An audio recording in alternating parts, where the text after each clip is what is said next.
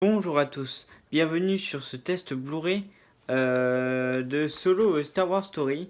Alors j'ai mis un peu de temps à le tester celui-là, bon on va voir ce qu'il vaut dans les détails, je l'ai testé pendant une semaine. Je vais vous dire ce qu'il en retourne. Je serai pilote. Le meilleur de la galaxie.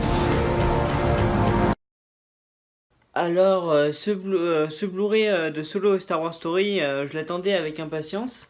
Parce que je l'avais vu au cinéma, j'avais bien aimé ce film et ne serait-ce que parce qu'en fait le film était assez sombre et dans le cinéma j'ai à peu près rien vu même si je l'ai pas vu en 3D. Donc je voulais savoir si le HDR allait rehausser le tout. Qui tu es vraiment?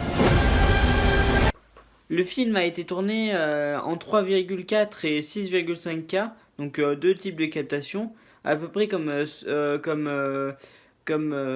The Last Jedi qui avait lui beaucoup de support de captation avec un Master 4K. Là, c'est vraiment le cas. Le film est HDR10, donc voilà, pas de Dolby Vision pour ce film-là. Pourtant, IMDb m'avait dit, sur le site d'IMDb, on peut remarquer qu'il y a du Dolby Vision, mais il n'y a pas de Dolby Vision sur le Blu-ray disc. Euh, c'est euh, c'est totalement normal. Le film ne supporte pas le Dolby Vision. Donc voilà. Donc ça c'est pour les pistes vidéo. Tiens-toi prêt. Et pour les pistes audio, alors c'est du 7 points Digital Plus, donc un peu les mêmes trucs qu'on retrouve sur les services de streaming, en VF en tout cas, et la VO en Dolby Atmos incrustée dans le True HD, donc là une VO un peu plus consistante, pardonnez-moi. Maintenant je vais vous dire ce que j'en ai pensé de ce film, et là il y a beaucoup de choses à dire.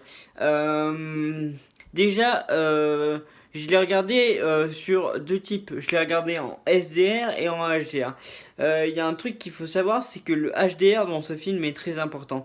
Ne serait-ce que pour déboucher les zones sombres, ça va être vachement important. Et puis même pour les écritures du début, le SDR le 4K normal ne suffit pas. Il faudrait du 4K HDR. Sinon, il y a une solution qui existe très bien, c'est le Blu-ray qui est très bon aussi.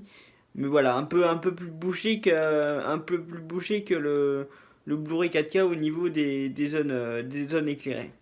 Je vous mettrai un comparatif, mais le Blu-ray 4K, en fait, possède vraiment une réelle différence comparé au Blu-ray au Blu-ray classique, niveau colorimétrique, ou même au SDR, niveau colorimétrique. Je vous mettrai des tests qui s'afficheront là en voix off, donc je parle.